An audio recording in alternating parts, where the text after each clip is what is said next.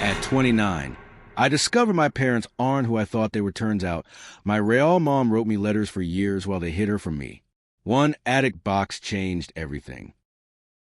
29M, always thought my family was boring. Stable, yes. Predictable, absolutely. My dad is a retired firefighter, the kind of guy who still wakes up at 5 a.m. even though he has nowhere to be. My mom is a school teacher, nearing retirement. I'm the only child, and while they've always supported me, there's always been this strange emotional distance I never quite understood. Like they loved me, but didn't know me. That changed 3 months ago. It started with a call from my aunt, my dad's younger sister. She'd been drinking.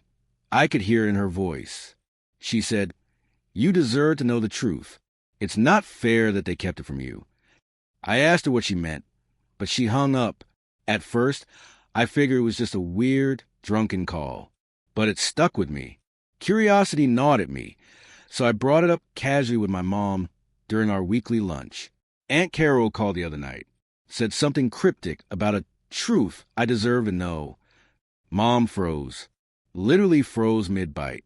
She blinked twice and said, "She's always been dramatic.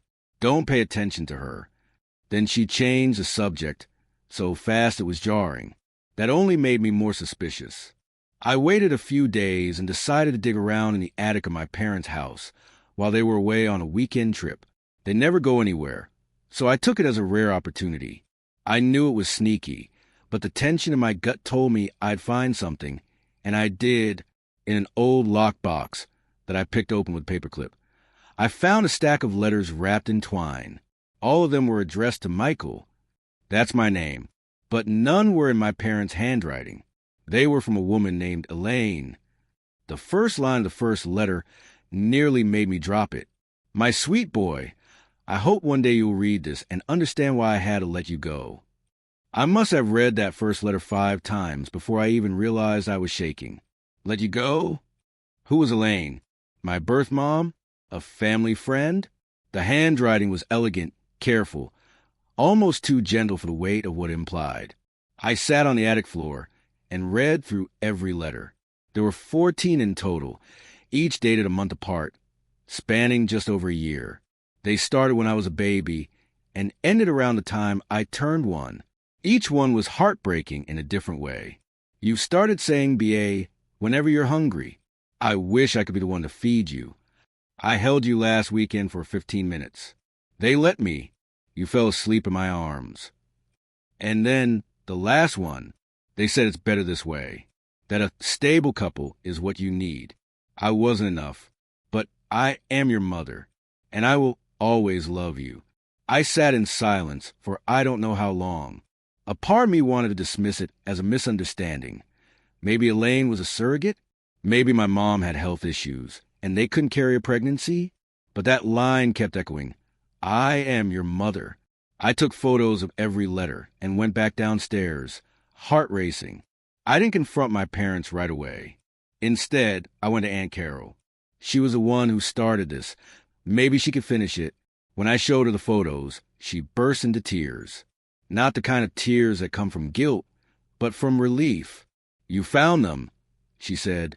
"I told your dad they couldn't keep this from you forever." I stared at her. "So it's true? Elaine is my..." She nodded. "Your birth mom, my best friend in college. Your dad got her pregnant before he met your mother." I felt like the floor had vanished beneath me. My dad cheated? I asked, though I already knew the answer. Carol shook her head. "No, it happened before he met your mom. He and Elaine were young. It was messy. She didn't come from a respectable family, and your grandparents, well, they pressured him. He panicked. Your mom was safe, clean, Catholic." Her words stung more than I expected. I suddenly hated how ordinary my life had been, how everything I knew about my stable childhood was rooted in a decision someone else made. Without me, and definitely without Elaine. She wanted to keep me. She fought hard to. But she was alone, broke, no support. Your dad offered to take full custody with your mom. They told her it was the best chance you had. I was quiet for a long time. Then I asked, "Where is she now?" Carol hesitated. She's not dead, if that's what you're thinking. She moved away, changed her last name, started over, but I've kept in touch. Quietly. She never stopped asking about you. Does she know I found the letters? No, but she always hoped you would one day. I left Carol's house in a daze. I couldn't go home, not to my parents' place, not to my apartment. So I drove, just aimlessly, thinking the betrayal wasn't just that they kept this from me. It was the lie of it all. Every birthday, every Christmas, every school play, they smiled like nothing was wrong. And maybe they thought they were doing the right thing. But I'd been living someone else's version of my life. I didn't sleep that night. I didn't even try.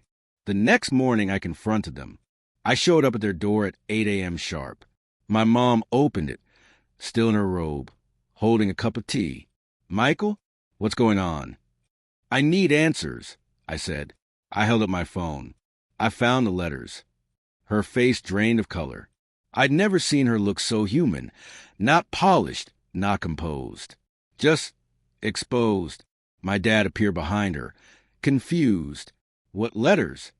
The ones from Elaine, I said, my birth mother. For a moment, no one spoke. Then my mom stepped aside and said quietly, "Come in."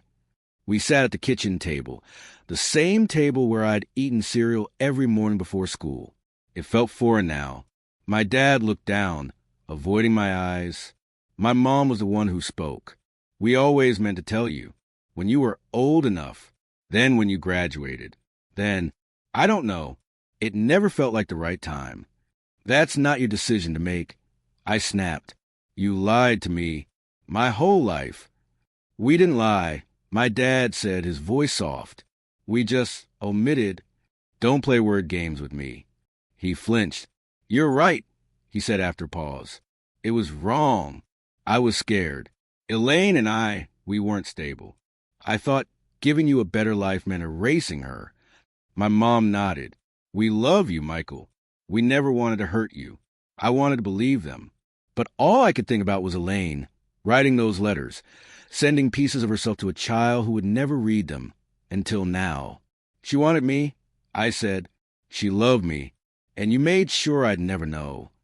My mom started crying then. Not dramatic sobs, but quiet, pitiful tears. I didn't comfort her. "I want to meet her," I said. "I will meet her." My dad nodded slowly. "We understand." But did they? Could they?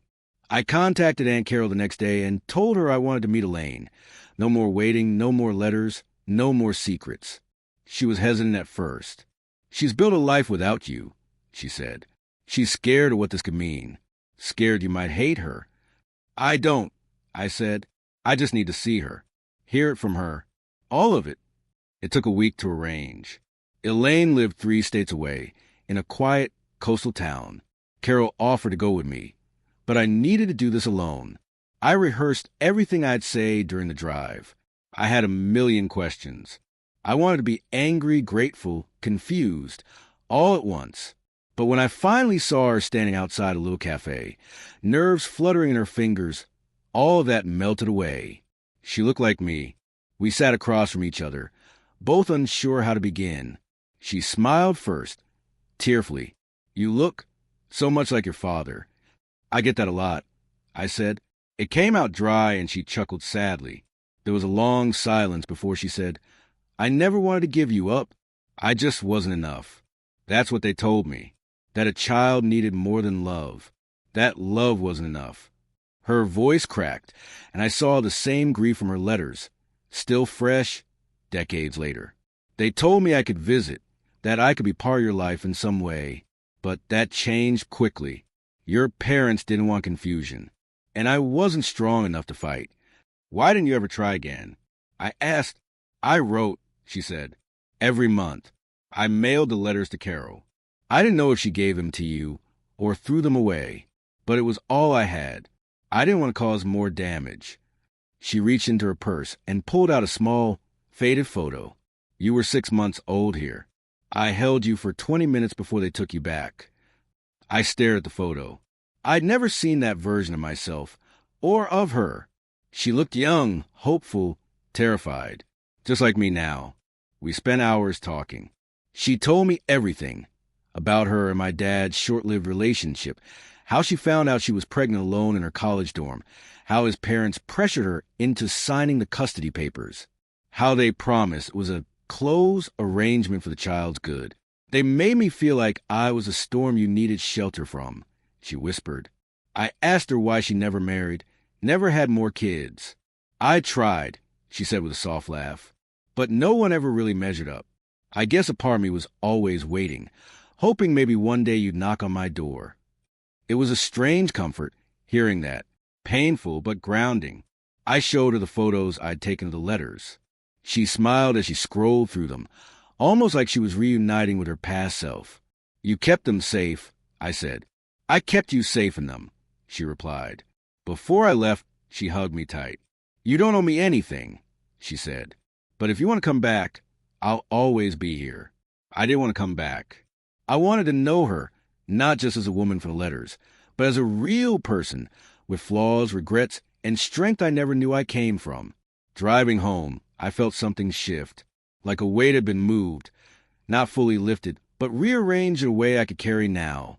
When I saw my parents again, the air was tense.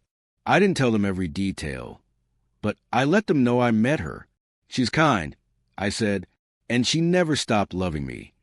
They nodded, subdued. Then my mom said something I didn't expect. I'm sorry, Michael. We thought we were protecting you. But I see now we were protecting ourselves. It didn't fix everything, but it was honest, and that was a start.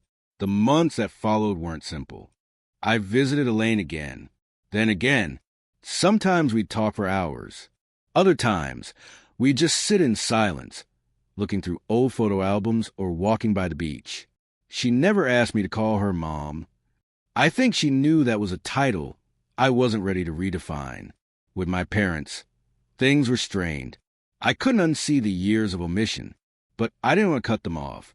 They raised me, loved me in their own way, but I also couldn't keep pretending nothing had changed. We started therapy, family sessions. They were uncomfortable, awkward, sometimes brutal, but they helped. My dad admitted the pressure he felt from his own parents, how it made him believe he had to fix everything. My mom confessed she always felt like a second choice, and keeping the secret made her feel more secure, as twisted as that sounds. I told them the truth, that I loved them, but I needed space to rebuild my identity, to figure out who I was with all the missing pieces finally in place. Elaine never pushed. She gave me the room to decide how I wanted her in my life. She said once, being your mother doesn't mean claiming you. It means showing up if you let me. And she did. Quietly, respectfully, consistently. A year later, I invited her to my birthday dinner. My parents were there. It was tense at first, but something about seeing them all in one room, 3 people whose choices shaped my life, made everything feel whole. Not perfect, not healed, but whole. I'm still figuring it out. I probably always will. But at least now, I'm doing it with the truth.